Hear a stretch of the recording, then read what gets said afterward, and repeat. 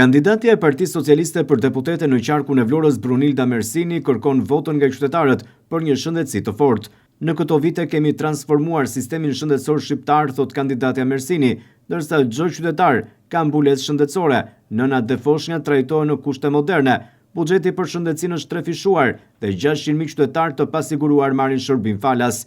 Çmimet e barnave janë ulur, pagat e mjekëve dhe infermerëve janë rritur me 30%, 400 qendra dhe ambulanca të rehabilituara, 53 spitale të reja, 320 autoambulanca në terren, ndihmë brenda 15 minutash.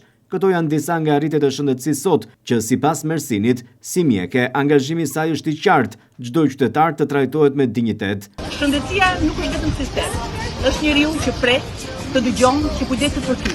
Edhe kur ka diçka që duhet. Infermierët dhe mjekët tanë janë heronjë e përditshëm të këtij vendi. Ne rritëm me 30% pagat infermierëve dhe synojmë që mandatin e 4 të arrijmë në një rritje prej 40%.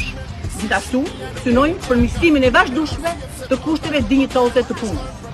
Si drejtuese e një prej spitaleve më të rëndësishëm të këtij vendi, e di mirë çfarë do të thotë të jesh në dijen e parë. E di lodhjen, mungesat, sfidën, por dhe pasionin që nuk shuhet. Prandaj, sot nuk flas si politikan, por si njeri që e ka jetuar këtë realitet nga brenda. Angazhimi im është i qartë.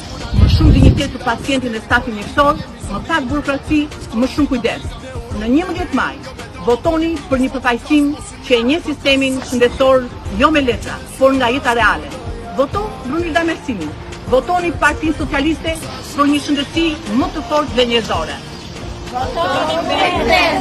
Kandidatja e Partisë Socialiste për deputete në qarkun e Vlorës Brunilda Mersini zhvilloi edhe një drekë miqësore me infermierët e Spitalit Rajonal të Vlorës.